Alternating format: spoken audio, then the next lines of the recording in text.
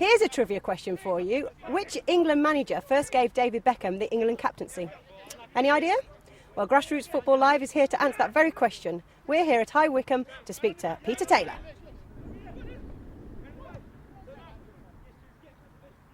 Right, Peter, thanks for joining us today with Grassroots Football Live. First up, I'm going to ask you about is your time as England manager, because you've got a 100% record, haven't you? Well, it was the one game for the caretaker manager. Of course, we played Italy away. It was probably the most enjoyable 4 or 5 days of my life, really, because I knew it was just for one game. I knew they were going to be getting Sven in, so I knew there was no pressure. It was a friendly match. I could then pick whoever I wanted to pick, and I decided to pick a young squad. And it was terrific, I must admit. Unfortunately, we lost the game to a tremendous Gattuso goal that David James couldn't get to, but it was a really enjoyable 3 or 4 days. It was lovely. And you also you're the first manager to give David Beckham the captaincy. Is that right? Yeah, yes, it was. It was between maybe David, Gary Neville, Gareth Southgate at the time, but you know, I was fortunate enough to work with England when Glenn Hodder was manager, and I'd worked with David a little bit before, and I just thought that he was so eager to play for England all the time, and then he had a lot of stick after being sent off against Argentina, and I thought he deserved it. And so it's one of those decisions that you make. There's millions of decisions I've made that have been very poor ones, but this was a good one, and he's played exceptionally well and played and still playing, which is brilliant. It's fantastic. It's probably the turning point for him to with the public as well, because he had like a bad kind of perception up until then, and then he kind of turned the corner. So that was pretty down to you. Yeah, no, well, as I say, I think he was always, he to me showed that he always wanted to be there. You know, there's a lot of maybe England players that not want to be there every game, but David did. Just talking, when you got the phone call for the England, how did it come about? Did they just phone you up and say, Peter, we want you as England manager? What happened? Well, it was John Elsom, who was chairman at Leicester at the time, and we were playing Liverpool away. And then they mentioned that they might want me involved a little bit with Bobby Robson. And so that was all very nice, and Leicester were doing very well at that particular time. And then all of a sudden I got the phone call from Adam Crozier to say, look, we want you to run the team, and with Steve McLaren as your assistant. I just couldn't believe it. I remember driving from Oakham, because I was living in Oakham at the time, back to Southend to see my family. Yeah. Yes, it's a lot of time to think about it. Hour and a half, hour and 3/4. But I think I was probably singing all the way back, because I just couldn't believe it, that I'm going back down south to my home in Southend, and I'm going to be England manager in about a month's time. And, did your family believe it when you picked up the phone and went, I've got something to tell you? Probably not. And honestly, I was like a little kid in the car, shouting away and screaming, singing, laughing, whatever.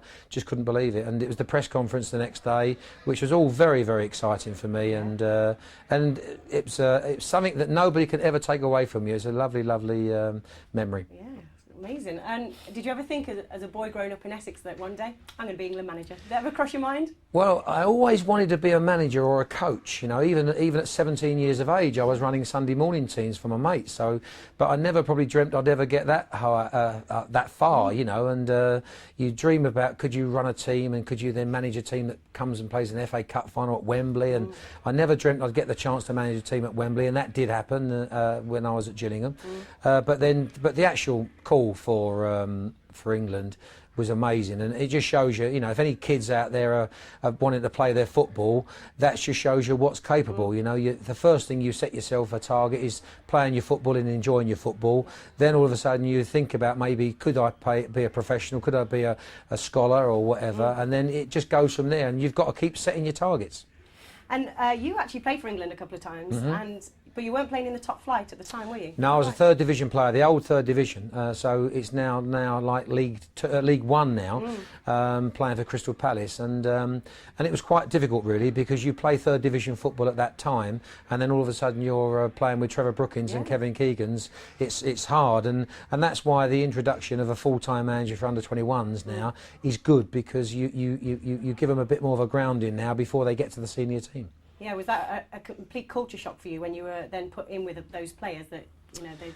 Well, I had about 4 games playing for England, Yeah. and I had a very good season at that time playing for Crystal Palace. We got to the FA Cup semi-final as a 3rd division team, so things were going well, but it was still a massive jump all of a sudden to be playing 3rd division football and then playing for your country at senior level, and it was too much of a jump. And I'm not so sure I did perform as well as I should have done, and maybe if I'd have had maybe half a dozen more games playing for the under 21s or under 23s at that time, that would have helped me playing for the senior team. Yeah. You've had a great career managing loads of different teams and a variety of wealth in those clubs. What has been the difference from, say, managing when you were started at when you were 17, managing your Sunday League team to managing up in the top flight? What's the actual difference Well, from your perspective as a manager? Yeah. Well, I think the reason I got involved at 17 or 18, I suppose, because I just felt as though I wanted to help my friends get a Sunday morning team, and I always was very interested in the coaching. You go to lower clubs, dealing with different players at different times, and it's quite amazing. I'm very fortunate that I have worked at lots of clubs at different levels, and and your eyes are open. Where I look at the Premiership boys now, and they've got the best training grounds they could ever imagine. And some of those boys, say for instance, playing for Arsenal now, they probably think every training ground's like Arsenal's, and it's not, and there's lots of training grounds like ours, and this for League Two is still a very good training ground. There's other clubs that wouldn't have the facilities that we've got, and it does, make you appreciate then that if you ever got that opportunity to go and manage a top club with these facilities, you've got to make sure you grab it, because it's wonderful. It gives players every chance to have the best facilities, the best training areas, the best conditions on the pitches, which then should improve you if you're good enough to be a good player. And when you're looking for new players to come to your clubs, what kind of traits do you look for in those players? Hunger, without a doubt. There's lots of players out there that have been released by pro clubs. For a club like ourselves, we would really love players that are going to come in and they've already had an apprenticeship. And, unfortunately for some of the players, they would have been released 17, 18, unlucky for them, but the manager at that time decided that he wasn't going to renew their contract or give them professional terms. They're the type of players that we're interested in, because you haven't got to go back to real basics there.